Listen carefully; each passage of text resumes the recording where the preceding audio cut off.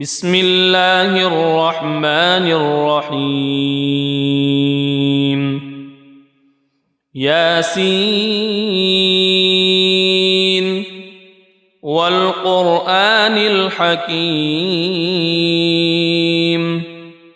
إنك لمن المرسلين على صراط مستقيم تنزيل العزيز الرحيم لتنذر قوما ما أنذر آباؤهم فهم غافلون لقد حق القول على أكثرهم فهم لا يؤمنون إنا جعلنا في أعناقهم أغلالا فهي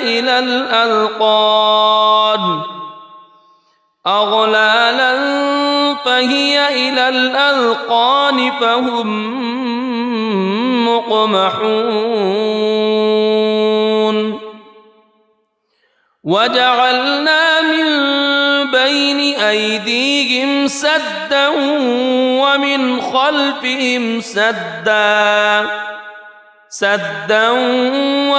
خلفهم سدا فأغشيناهم فهم لا يبصرون وسواء عليهم أأنذرتهم أم لم تنذرهم لا يؤمنون إنما تنذر من اتبع الذكر وخشي الرحمن بالغيب فبشره بمغفرة وأجر كريم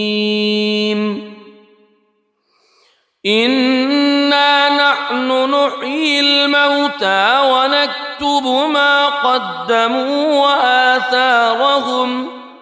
وكل شيء أحصيناه في إمام مبين واضرب لهم مثلا أصحاب القرية إذ جاءها المرسلون إذ أرسلنا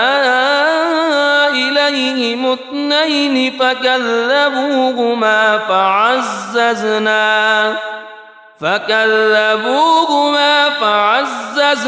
بثالث فقالوا إنا إليكم مرسلون قالوا ما أنتم إلا بشر مثلنا وما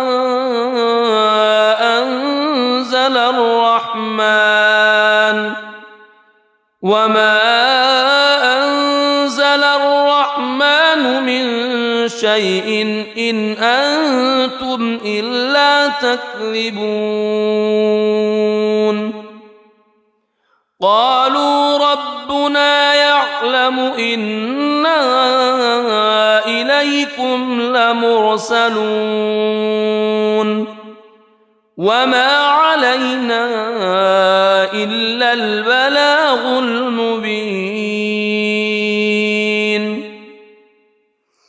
قالوا إنا تطيرنا بكم لئن لم تنتهوا لنرجمنكم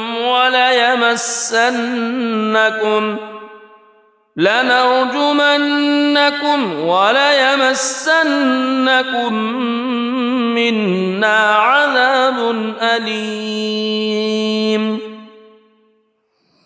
قالوا طائركم معكم أئن ذكرتم بل أنتم قوم مسرفون وجاء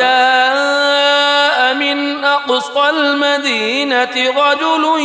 يسعى قال يا قوم اتبعوا المرسلين اتبعوا من لا يسألكم أجرا وهم مهتدون وما لي لا أعبد الذي فطرني وإليه ترجعون أأتخذ من دونه آلهة إن يردني الرحمن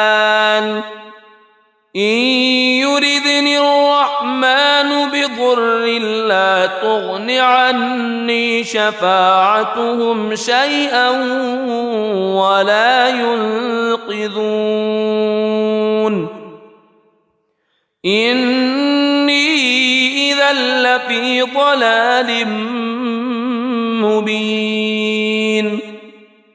إني آمنت بربكم فاسمعون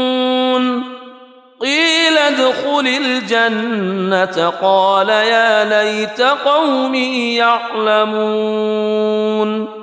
بما غفر لي ربي وجعلني من المكرمين وما أنزلنا على قومه من بعده من جند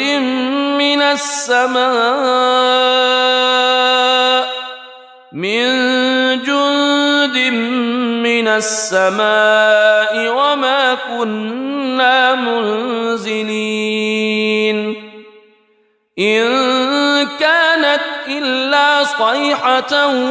واحدة فإذا هم خامدون يا حسرة على العباد ما يأتيهم من رسول إلا كانوا به يستهزئون ألم يروا كم أهلكنا قبلهم من القرون أنهم إليهم لا يرجعون وإن كل لما جميع لدينا محضرون وآية لهم الأرض الميتة أحييناها وأخرجنا منها حبا فمنه يأكلون وجعلنا فيها جنات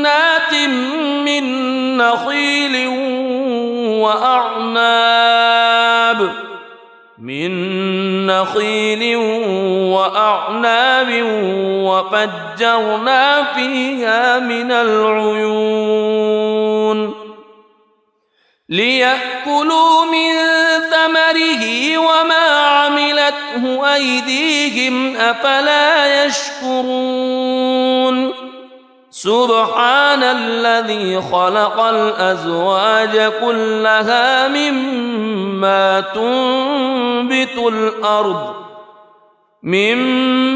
تنبت الأرض ومن أنفسهم ومما لا يعلمون وآية لهم الليل نسلخ منه النهار فإذا هم مظلمون والشمس تجري لمستقر لها ذلك تقدير العزيز العليم والقمر قدرناه منازل حتى عاد كالعرجون القديم لا الشمس ينبغي لها أن تدرك القمر ولا الليل سابق النهار وكل في فلك يسبحون وآية لهم أنا حملنا ذريتهم في الفلك المشحون وخلقنا لهم من مثله ما يركبون وإن نشأ نغرقهم فلا صريخ لهم ولا هم ينقذون إلا رحمة منا ومتاعا إلى حين وإذا قيل لهم اتقوا ما بين أيديكم وما خلفكم لعلكم ترحمون وما تأتيهم من آية من آيات ربهم إلا كانوا عنها معرضين وإذا قيل لهم أنفقوا مما رزقكم الله قال الذين كفروا للذين آمنوا أنطعم من لو يشاء الله أطعمه إن أنتم إلا في ضلال مبين ويقولون متى هذا الوعد إن كنتم صادقين ما ينظرون إلا صيحة واحدة تأخذهم وهم يخصمون فلا يستطيعون توصية ولا إلى أهلهم يرجعون ونفخ في الصور فإذا هم من الأجداث إلى ربهم ينسلون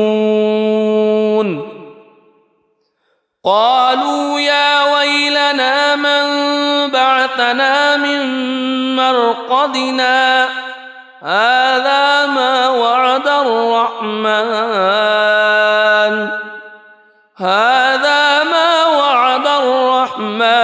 وصدق المرسلون إن كانت إلا صيحة واحدة فإذا هم جميع لدينا محضرون فاليوم لا تظلم نفس شيئا ولا تجزون إلا ما كنتم تعملون إن أصحاب الجنة اليوم في شغل فاكهون هم وأزواجهم في ظلال على الأرائك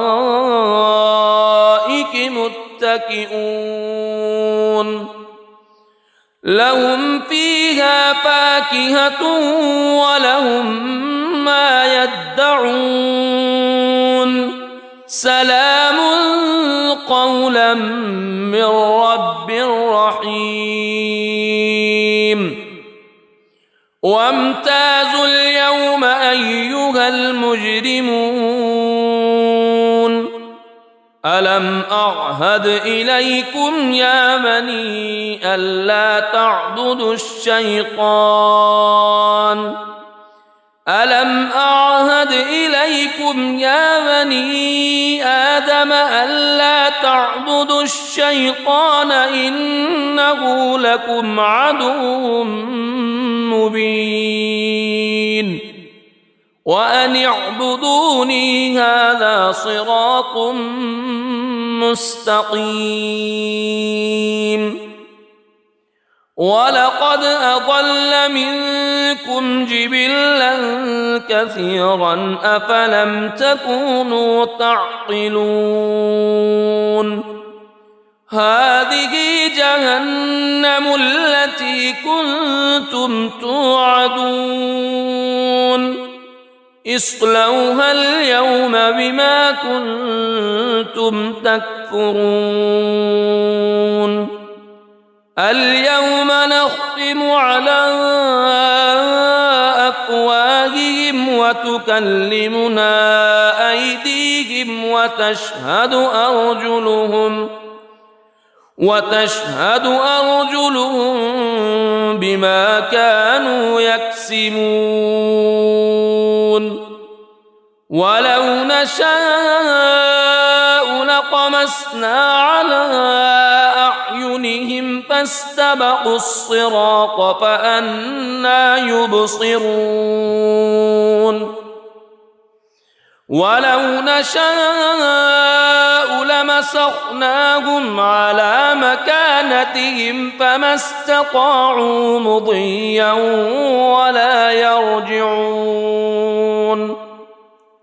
ومن نعمره ننكسه في الخلق أفلا يعقلون وما علمناه الشعر وما ينبغي له إن هو إلا ذكر وقرآن مبين لينذر من كان حيا ويحق القول على الكافرين أولم يروا أنا خلقنا لهم مما عملت أيدينا أنعاما فهم لها مالكون وذللناها لهم فمنها ركوبهم ومنها يأكلون ولهم فيها منافع ومشارب أفلا يشكرون واتخذوا من دون الله آلهة لعلهم ينصرون لا يستطيعون نصرهم وهم لهم جند محضرون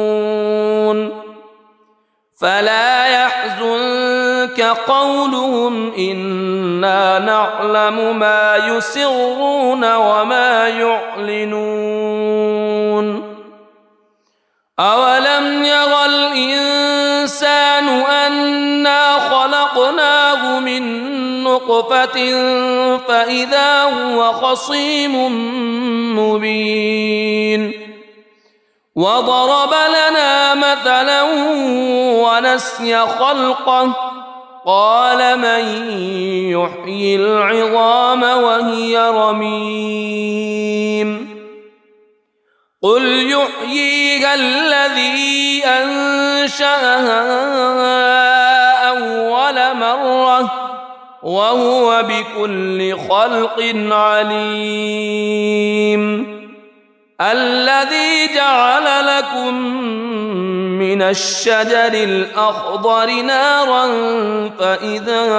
أنتم منه توقدون أوليس الذي خلق السماوات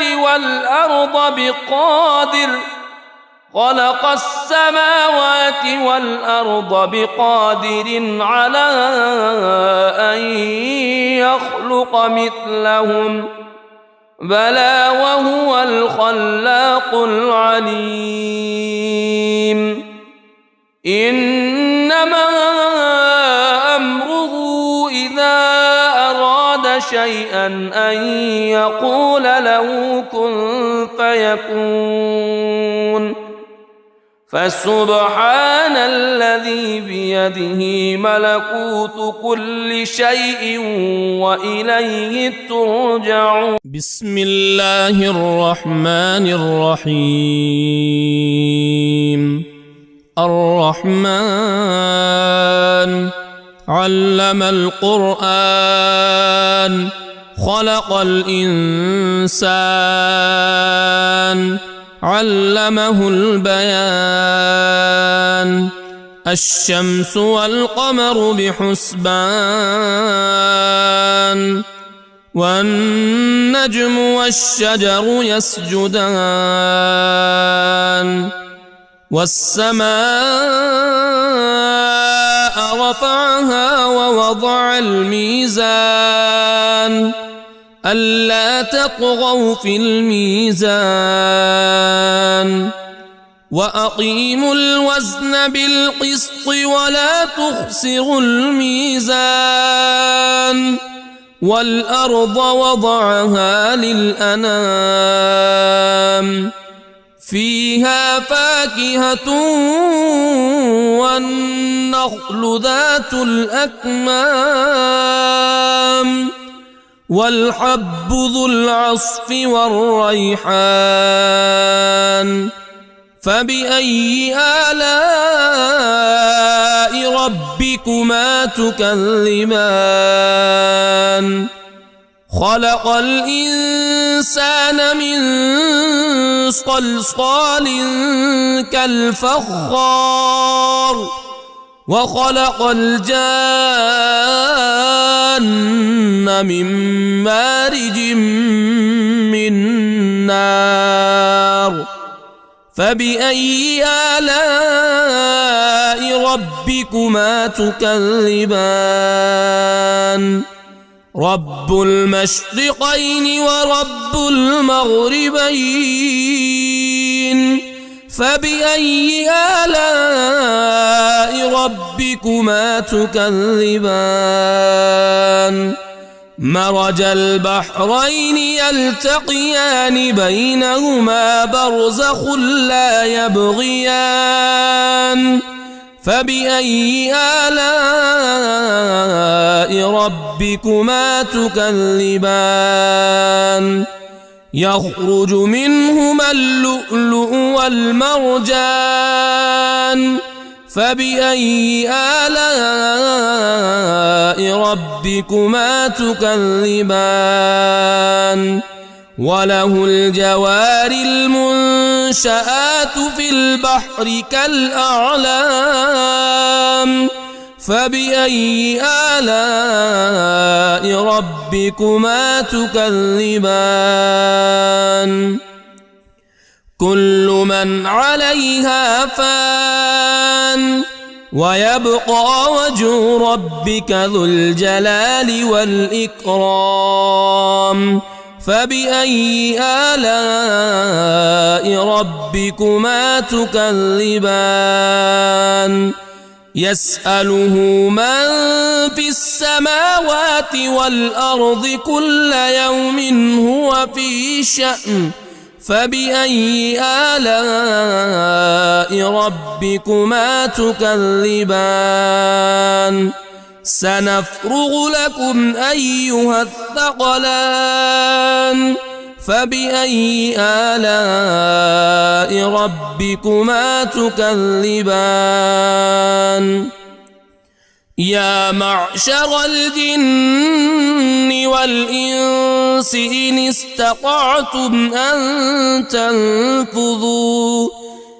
استطعتم أن تنفذوا من أقطار السماوات والأرض فانفذوا لا تنفذون إلا بسلطان فبأي آلاء ربكما تكذبان يرسل عليكما شواظ من نار ونحاس فلا تنتصران فبأي آلاء ربكما تكذبان فإذا انشقت السماء فكانت وردة كالدهان فبأي آلاء ربكما تكذبان فيومئذ لا يسأل عن ذنبه إنس ولا جان فبأي آلاء ربكما تكذبان يعرف المجرمون بسيماهم فيؤخذ بالنواصي والأقدام فبأي آلاء ربكما تكذبان هذه جهنم التي يكذب بها المجرمون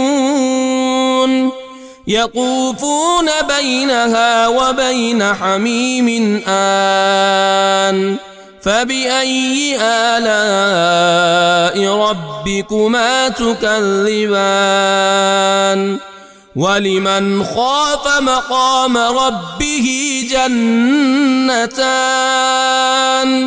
فبأي آلاء ربكما تكذبان ذواتا أفنان فبأي آلاء ربكما تكذبان فيهما عينان تجريان فبأي آلاء ربكما تكذبان فيهما من كل فاكهة زوجان فبأي آلاء ربكما تكذبان متكئين على فرش بطائنها من استبرق وجنى الجنتين دان فبأي آلاء ربكما تكذبان فيهن قاصرات الطرف لم يطمثهن إنس قبلهم ولا جان فبأي آلاء ربكما تكذبان كأنهن الياقوت والمرجان فبأي آلاء ربكما تكذبان هل جزاء الإحسان إلا الإحسان فبأي آلاء ربكما تكذبان ومن دونهما جنتان فبأي آلاء ربكما تكذبان مدهامتان فبأي آلاء ربكما تكذبان فيهما عينان نضاختان فبأي آلاء ربكما تكذبان فيهما فاكهة ونخل ورمان فبأي آلاء ربكما تكذبان فيهن خيرات حسان فبأي آلاء ربكما تكذبان حور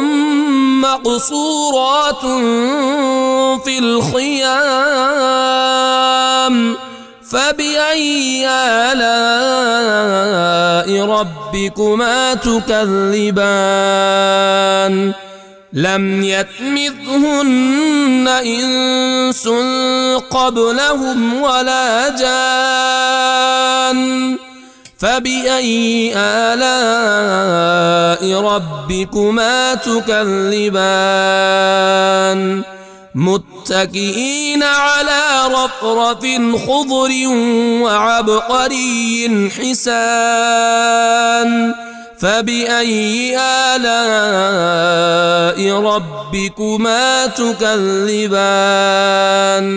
تبارك اسم ربك ذي الجلال والإكرام بسم الله الرحمن الرحيم ياسين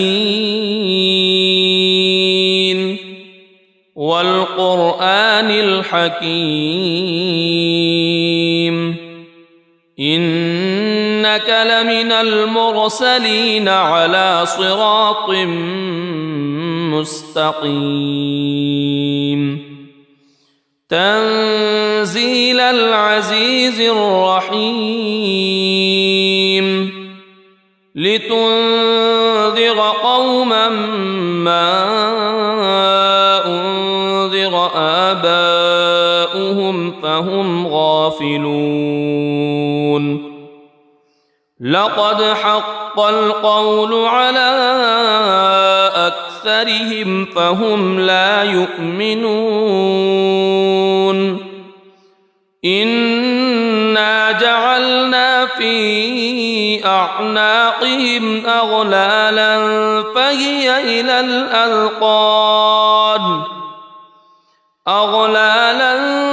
فهي إلى الأذقان فهم مقمحون وجعلنا من بين أيديهم سدا ومن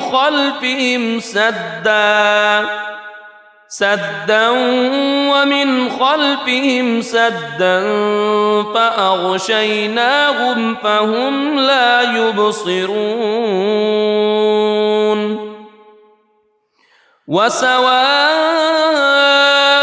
عليهم أأنذرتهم أم لم تنذرهم لا يؤمنون إنما تنذر من اتبع الذكر وخشي الرحمن بالغيب فبشره بمغفرة وأجر كريم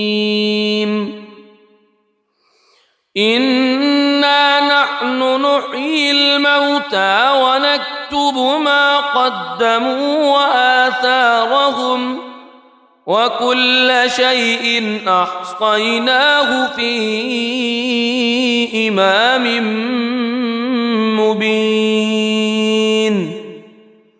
واضرب لهم مثلا أصحاب القرية إذ جاءها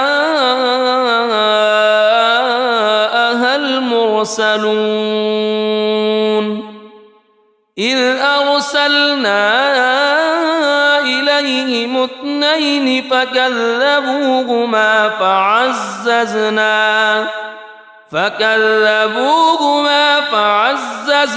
بثالث فقالوا إنا إليكم مرسلون قالوا ما أنتم إلا بشر مثلنا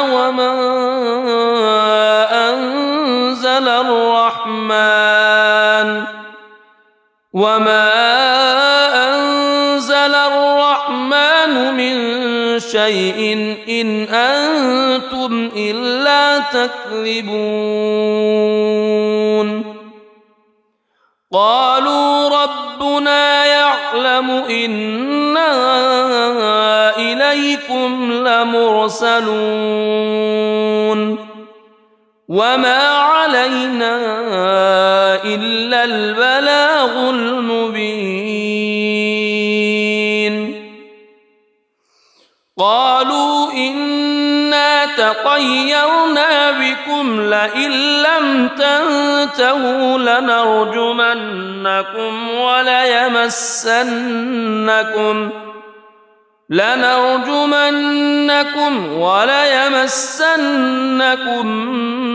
منا عذاب أليم قالوا طائركم معكم أئن ذكرتم بل أنتم قوم مسرفون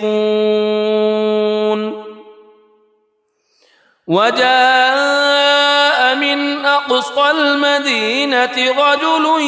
يسعى قال يا قوم اتبعوا المرسلين اتبعوا من لا يسألكم أجرا وهم مهتدون وما لي لا أعبد الذي فطرني وإليه ترجعون أأتخذ من دونه آلهة إن يردني الرحمن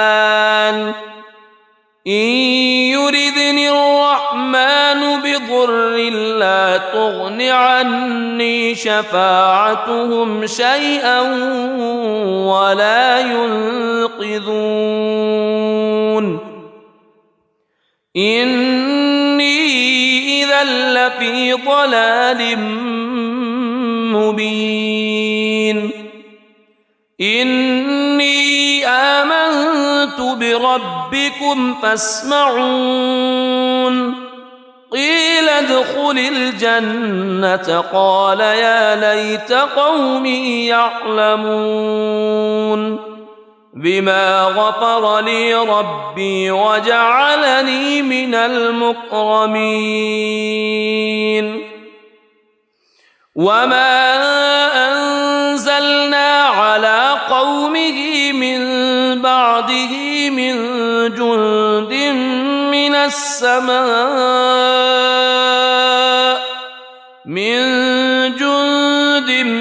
من السماء وما كنا منزلين إن كانت إلا صيحة واحدة فإذا هم خامدون يا حسرة على العباد ما يأتيهم من رسول إلا كانوا به يستهزئون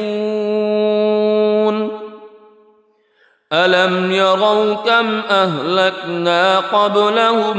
من القرون أنهم إليهم لا يرجعون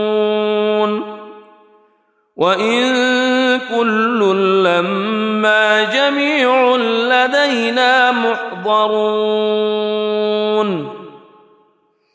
وآية لهم الأرض الميتة أحييناها وأخرجنا منها حبا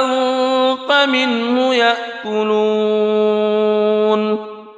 وجعلنا فيها جنات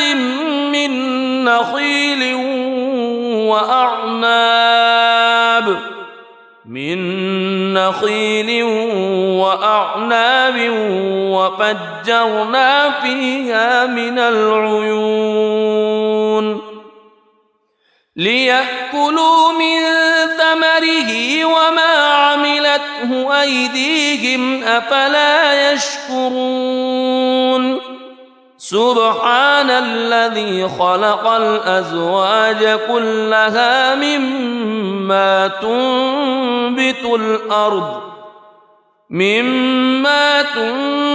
الأرض ومن أنفسهم ومما لا يعلمون وآية لهم الليل نسلخ منه النهار فإذا هم مظلمون والشمس تجري لمستقر لها ذلك تقدير العزيز العليم والقمر قدرناه منازل حتى عاد كالعرجون القديم لا الشمس ينبغي لها أن تدرك القمر ولا الليل سابق النهار وكل في فلك يسبحون وآية لهم أنا حملنا ذريتهم في الفلك المشحون وخلقنا لهم من مثله ما يركبون وإن نشأ نغرقهم فلا صريخ لهم ولا هم ينقذون إلا رحمة منا ومتاعا إلى حين وإذا قيل لهم اتقوا ما بين أيديكم وما خلفكم لعلكم ترحمون وما تأتيهم من آية من آيات ربهم إلا كانوا عنها معرضين وإذا قيل لهم أنفقوا مما رزقكم الله قال الذين كفروا للذين آمنوا أنطعم من لو يشاء الله أطعمه إن أنتم إلا في ضلال مبين ويقولون متى هذا الوعد إن كنتم صادقين ما ينظرون إلا صيحة واحدة تأخذهم وهم يخصمون فلا يستطيعون توصية ولا إلى أهلهم يرجعون ونفخ في الصور فإذا هم من الأجداث إلى ربهم ينسلون قالوا يا ويلنا من بعثنا من مرقدنا هذا ما وعد الرحمن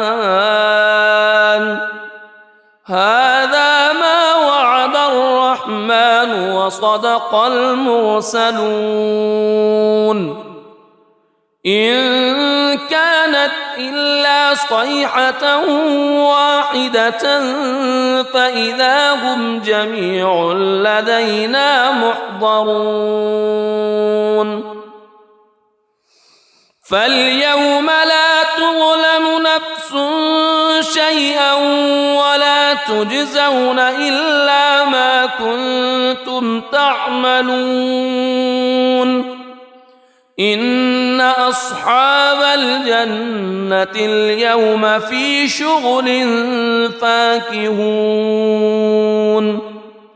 هم وأزواجهم في ظلال على الأرائك متكئون لهم فيها فاكهة ولهم ما يدعون سلام قولا من رب رحيم وامتازوا اليوم أيها المجرمون ألم أعهد إليكم يا بني ألا تعبدوا الشيطان ألم أعهد إليكم يا بني آدم ألا تعبدوا الشيطان إنه لكم عدو مبين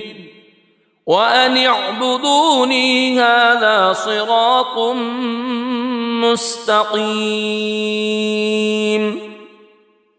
ولقد أضل منكم جبلا كثيرا أفلم تكونوا تعقلون هذه جهنم التي كنتم توعدون اصلوها اليوم بما كنتم تكفرون اليوم نختم على أفواههم وتكلمنا أيديهم وتشهد أرجلهم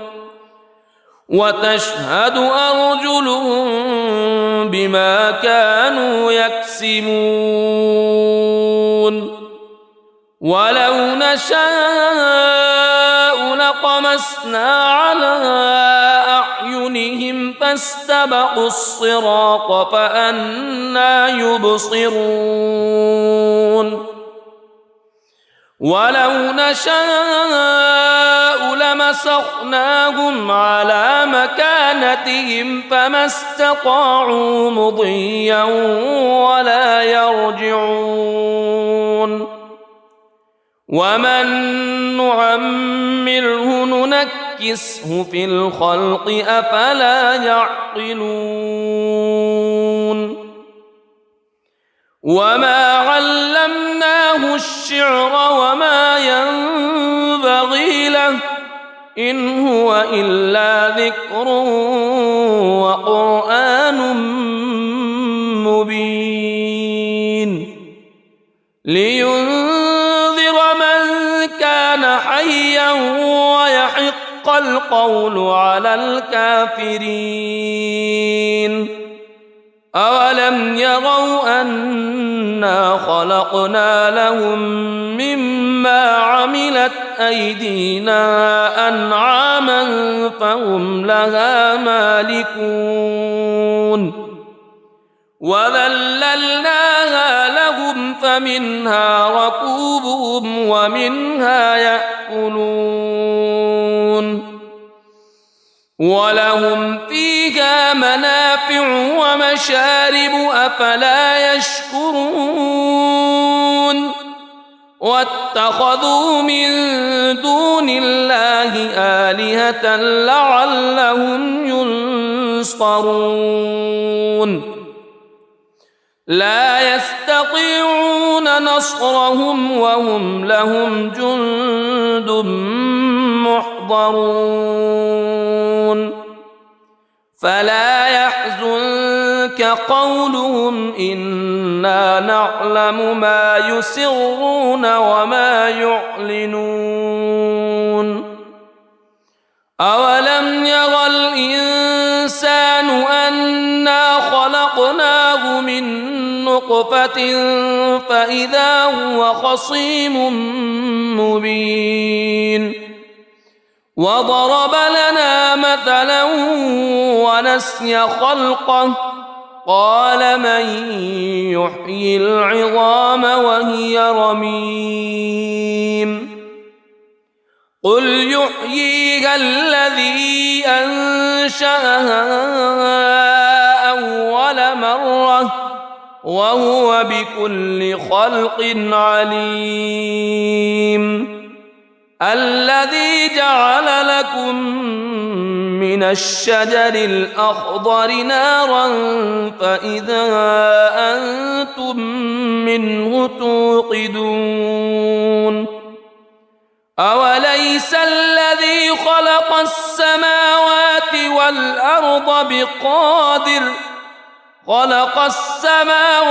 والأرض بقادر على أن يخلق مثلهم بلى وهو الخلاق العليم إنما أمره إذا أراد شيئا أن يقول له كن فيكون فسبحان الذي بيده ملكوت كل شيء وإليه ترجعون. بسم الله الرحمن الرحيم. الرحمن علم القرآن خلق الإنسان علمه البيان. الشمس والقمر بحسبان والنجم والشجر يسجدان. والسماء رفعها ووضع الميزان ألا تطغوا في الميزان وأقيموا الوزن بالقسط ولا تخسروا الميزان. والأرض وضعها للأنام فيها فاكهة والنخل ذات الأكمام والحب ذو العصف والريحان. فبأي آلاء ربكما تكذبان؟ خلق الإنسان من صلصال كالفخار وخلق الجان من مارج من نار. فبأي آلاء ربكما تكذبان؟ رب المشرقين ورب المغربين. فبأي آلاء ربكما تكذبان؟ مرج البحرين يلتقيان بينهما برزخ لا يبغيان. فبأي آلاء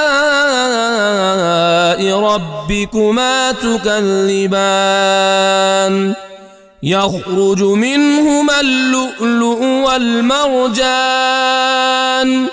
فبأي آلاء ربكما تكذبان؟ وله الجوار المنشآت في البحر كالأعلام. فبأي آلاء ربكما تكذبان؟ كل من عليها فان ويبقى وجه ربك ذو الجلال والإكرام. فبأي آلاء ربكما تكذبان؟ يسأله من في السماوات والأرض كل يوم هو في شأن. فبأي آلاء ربكما تكذبان؟ سنفرغ لكم أيها الثقلان. فبأي آلاء ربكما تكذبان؟ يا معشر الجن والإنس إن استطعتم أن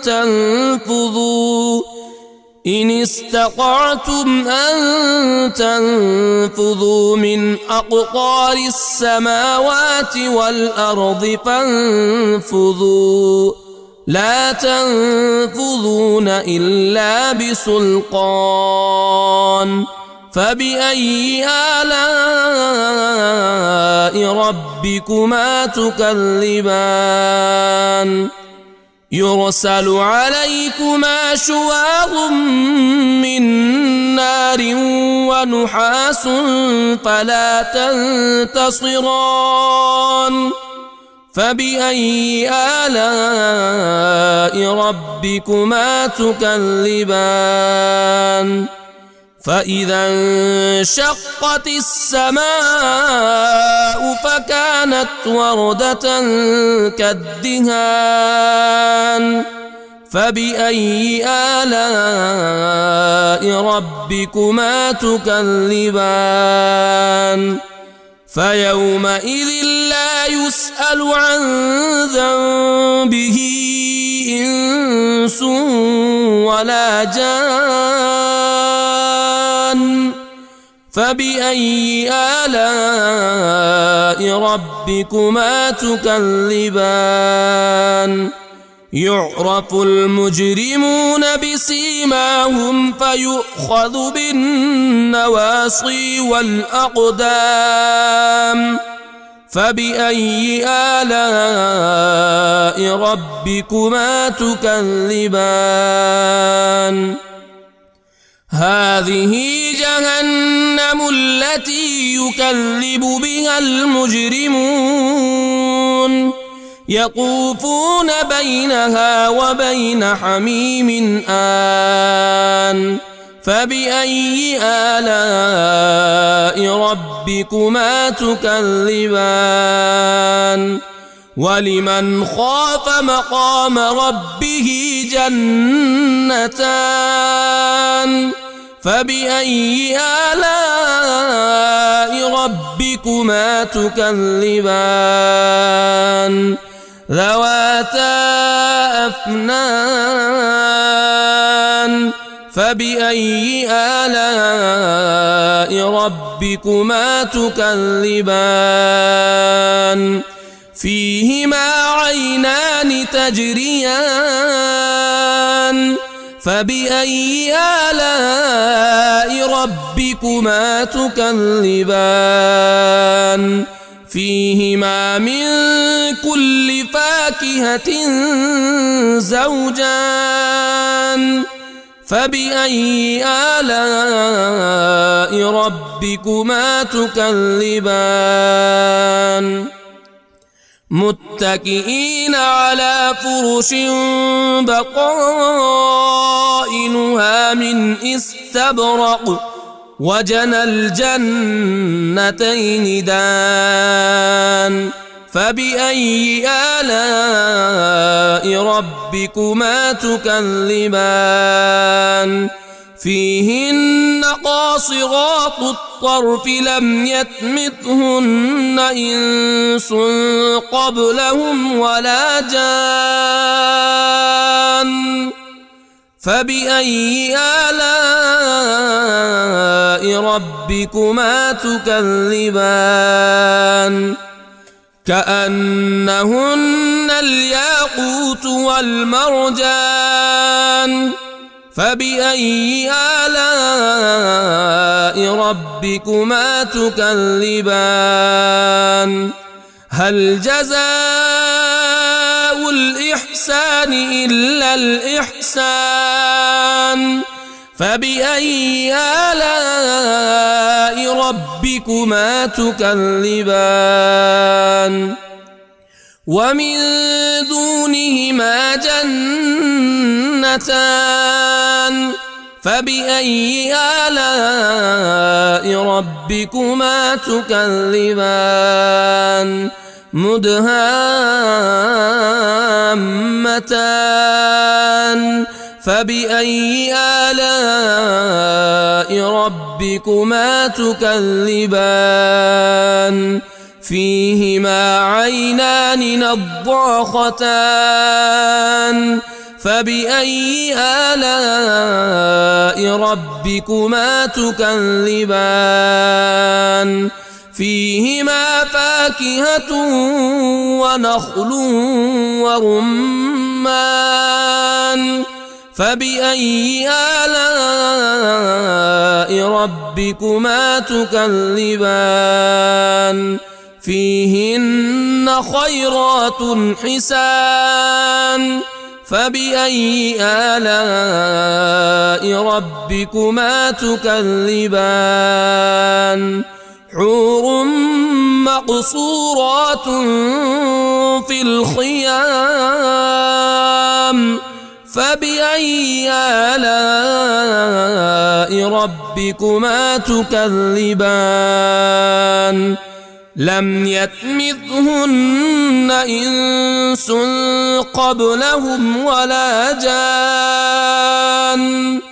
فبأي آلاء ربكما تكذبان متكئين على رفرف خضر وعبقري حسان فبأي آلاء ربكما تكذبان تبارك اسم ربك ذي الجلال والإكرام بسم الله الرحمن الرحيم ياسين والقرآن الحكيم إنك لمن المرسلين على صراط مستقيم تنزيل العزيز الرحيم لتنذر قوما ما أنذر آباؤهم فهم غافلون لقد حق القول على أكثرهم فهم لا يؤمنون إنا جعلنا في أعناقهم أغلالا فهي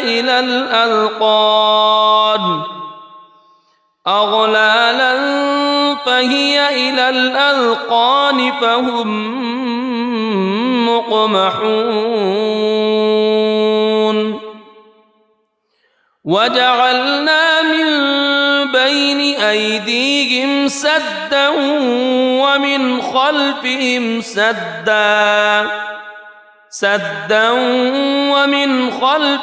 سدا فأغشيناهم فهم لا يبصرون وسواء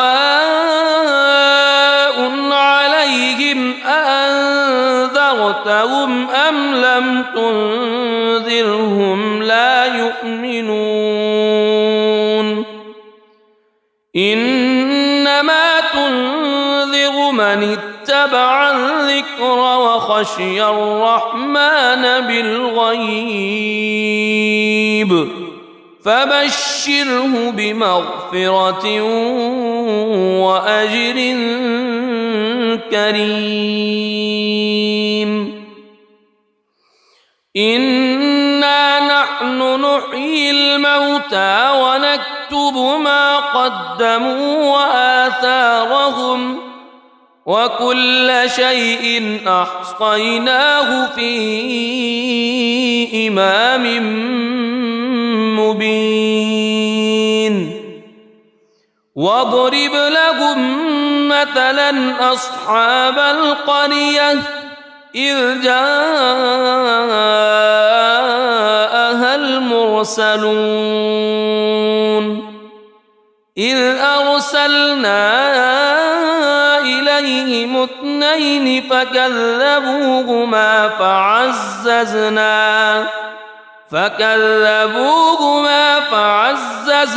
بثالث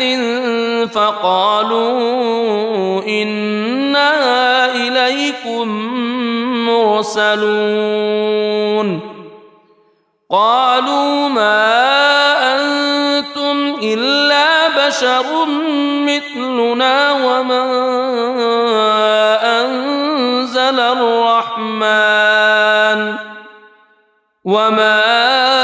أنزل الرحمن من شيء إن أنتم إلا تكذبون قالوا ربنا يعلم إنا إليكم لمرسلون وما علينا إلا البلاغ المبين قالوا إنا تطيرنا بكم لئن لم تنتهوا لنرجمنكم وليمسنكم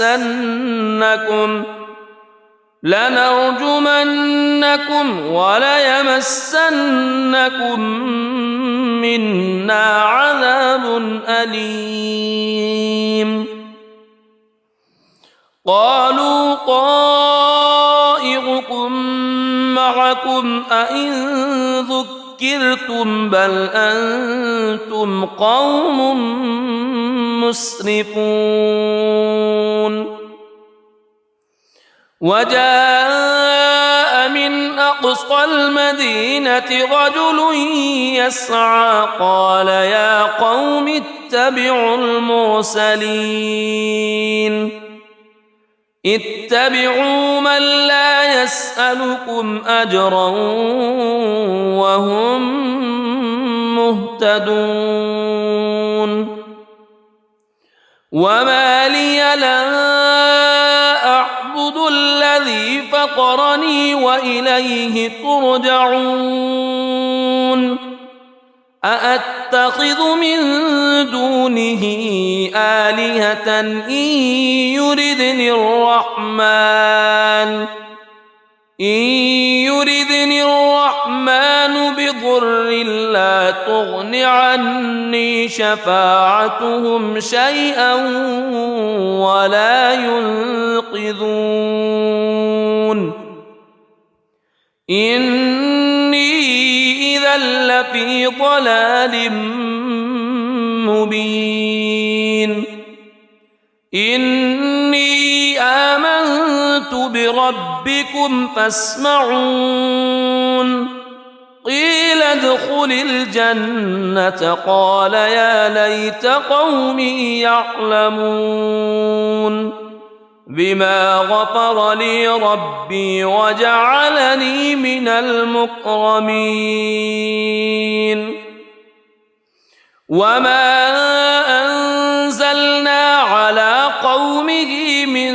بعده من جند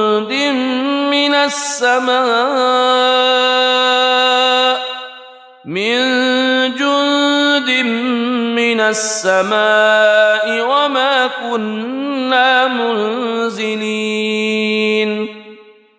إن كانت إلا صيحة واحدة فإذا هم خامدون يا حسرة على العباد ما يأتيهم من رسول إلا كانوا به يستهزئون ألم يروا كم أهلكنا قبلهم من القرون أنهم إليهم لا يرجعون وإن كل لما جميع لدينا محضرون وآية لهم الأرض الميتة أحييناها وأخرجنا منها حبا فمنه يأكلون وجعلنا فيها جنات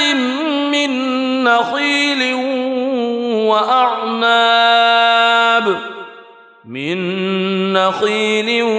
وأعناب وفجرنا فيها من العيون ليأكلوا من ثمره وما عملته أيديهم أفلا يشكرون سبحان الذي خلق الأزواج كلها مما تنبت الأرض ومن أنفسهم ومما لا يعلمون وآية لهم الليل نسلخ منه النهار فإذا هم مظلمون والشمس تجري لمستقر لها ذلك تقدير العزيز العليم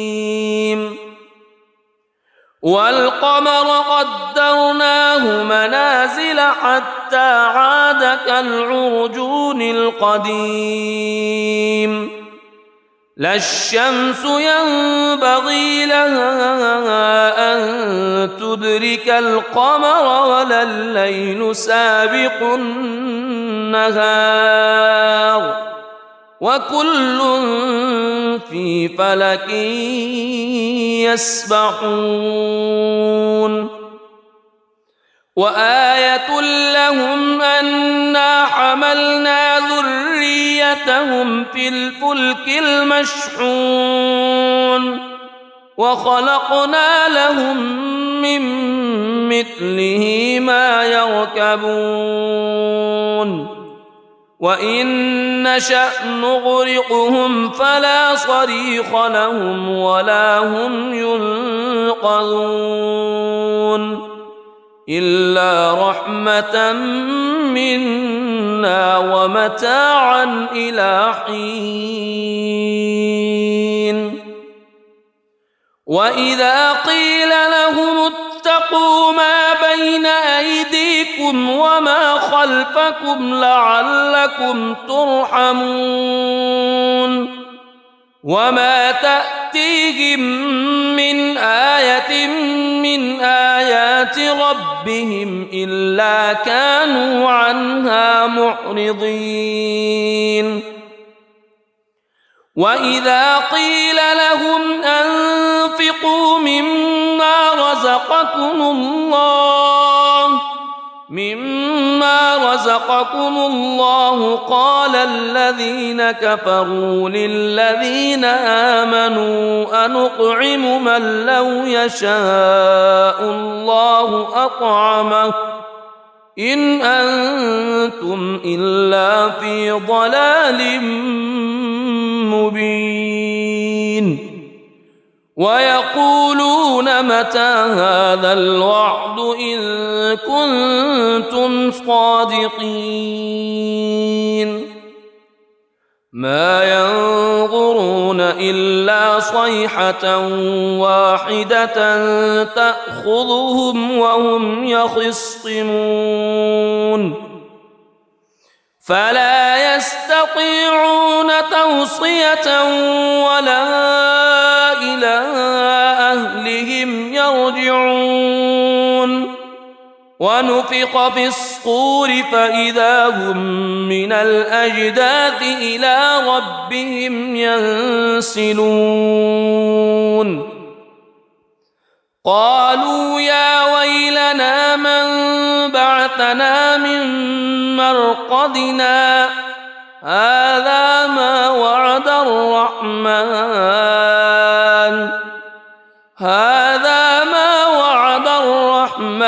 وصدق المرسلون إن كانت إلا صيحة واحدة فإذا هم جميع لدينا محضرون فاليوم لا تظلم نفس شيئا ولا تجزون إلا ما كنتم تعملون إن أصحاب الجنة اليوم في شغل فاكهون هم وأزواجهم في ظلال على الأرائك متكئون لهم فيها فاكهة ولهم ما يدعون سلام قولا من رب رحيم وامتازوا اليوم أيها المجرمون ألم أعهد إليكم يا بني ألا تعبدوا الشيطان ألم أعهد إليكم يا بني آدم ألا تعبدوا الشيطان إنه لكم عدو مبين وأن اعبدوني هذا صراط مستقيم ولقد أضل منكم جبلا كثيرا أفلم تكونوا تعقلون هذه جهنم التي كنتم توعدون اصلوها اليوم بما كنتم تكفرون اليوم نختم على أفواههم وتكلمنا أيديهم وتشهد أرجلهم بما كانوا يكسبون ولو نشاء لطمسنا على أعينهم فاستبقوا الصراط فأنى يبصرون ولو نشاء لمسخناهم على مكانتهم فما استطاعوا مضيا ولا يرجعون ومن نعمره ننكسه في الخلق أفلا يعقلون وما علمناه الشعر وما ينبغي له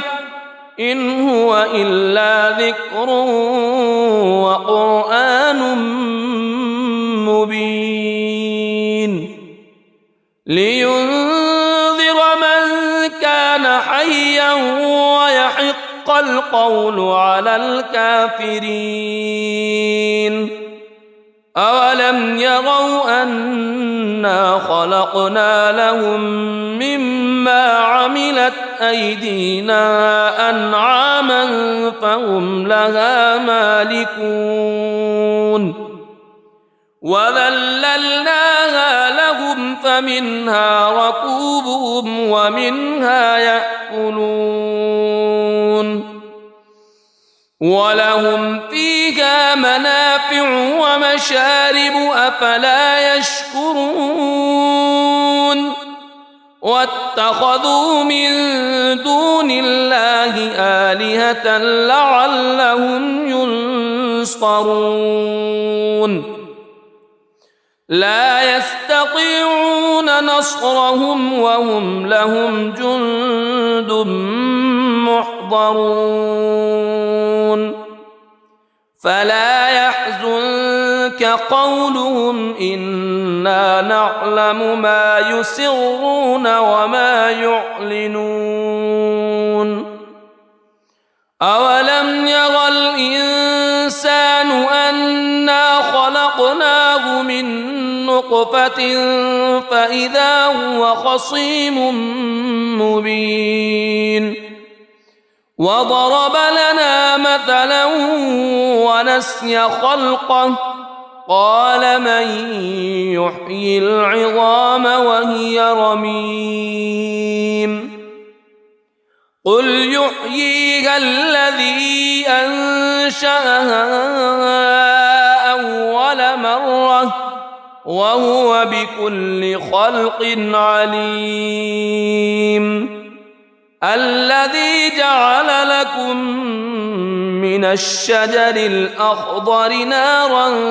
فإذا أنتم منه توقدون أوليس الذي خلق السماوات والأرض خلق السماوات والأرض بقادر على أن يخلق مثلهم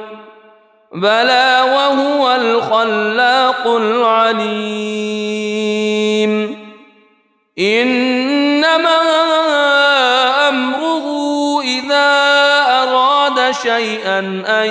يقول له كن فيكون فسبحان الذي بيده ملكوت كل شيء وإليه ترجعون. بسم الله الرحمن الرحيم. الرحمن علم القرآن خلق الإنسان علمه البيان الشمس والقمر بحسبان والنجم والشجر يسجدان والسماء رفعها ووضع الميزان ألا تطغوا في الميزان وأقيموا الوزن بالقسط ولا تخسروا الميزان والأرض وضعها للأنام فيها فاكهة والنخل ذات الأكمام والحب ذو العصف والريحان فبأي آلاء ربكما تكذبان خلق الإنسان من صلصال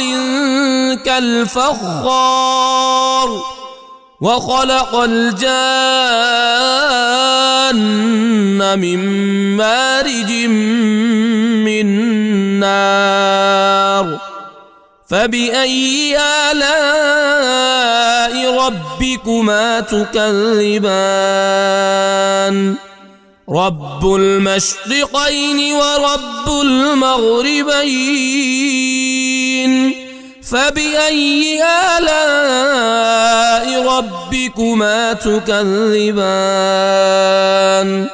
مرج البحرين يلتقيان بينهما برزخ لا يبغيان فبأي آلاء ربكما تكذبان يخرج منهما اللؤلؤ والمرجان فبأي آلاء ربكما تكذبان وله الجوار المنشآت في البحر كالأعلام فبأي آلاء ربكما تكذبان كل من عليها فان ويبقى وجه ربك ذو الجلال والإكرام فبأي آلاء ربكما تكذبان يسأله من في السماوات والأرض كل يوم هو في شأن فبأي آلاء ربكما تكذبان سنفرغ لكم أيها الثقلان فبأي آلاء ربكما تكذبان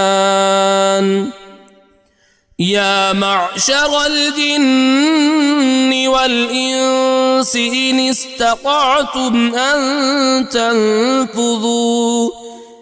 استطعتم أن تنفذوا من أقطار السماوات والأرض فانفذوا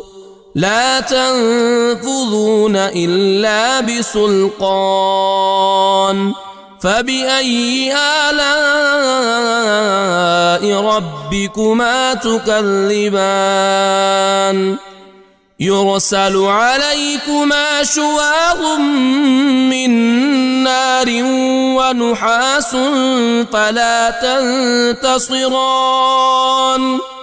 فبأي آلاء ربكما تكذبان فإذا انشقت السماء فكانت وردة كالدهان فبأي آلاء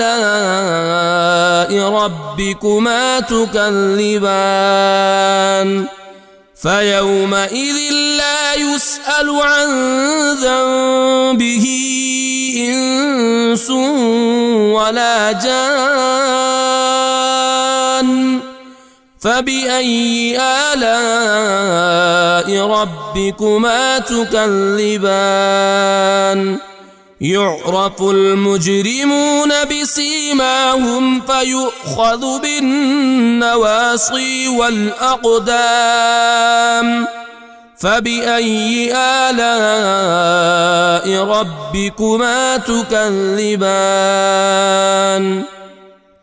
هذه جهنم التي يكذب بها المجرمون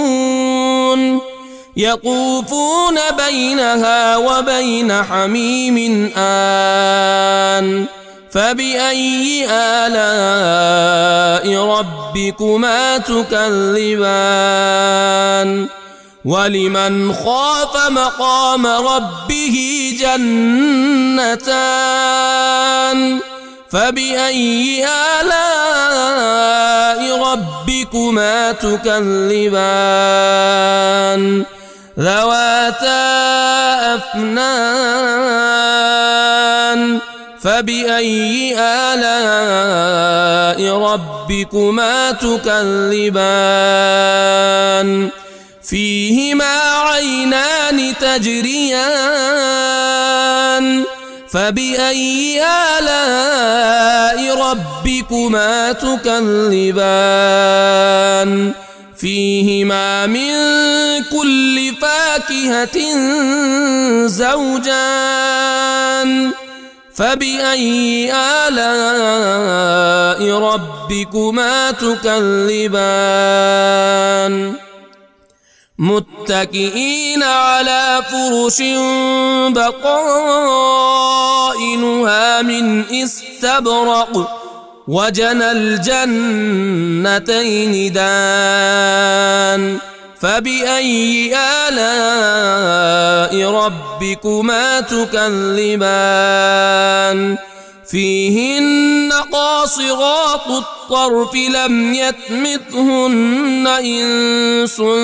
قبلهم ولا جان فبأي آلاء ربكما تكذبان كأنهن الياقوت والمرجان فبأي آلاء ربكما تكذبان هل جزاء الإحسان إلا الإحسان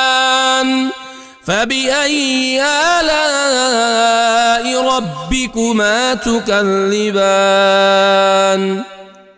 ومن دونهما جنتان فبأي آلاء ربكما تكذبان مدهامتان